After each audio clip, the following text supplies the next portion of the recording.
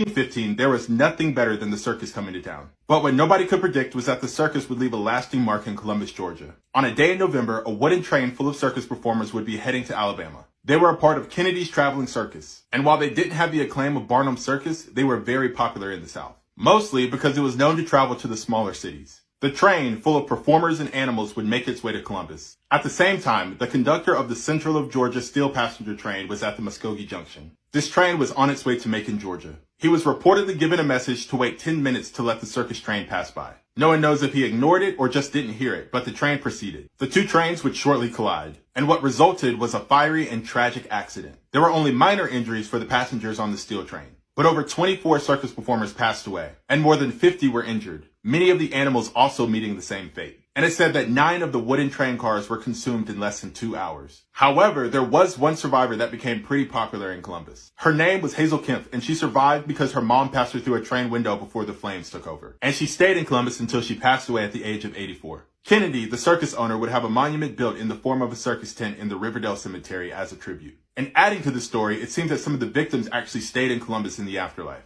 People have gotten photographs with orbs nearby, people have heard carnival music, and they've also seen oddly dressed apparitions in the area at nighttime. The memory of this circus and its performers live on in Columbus.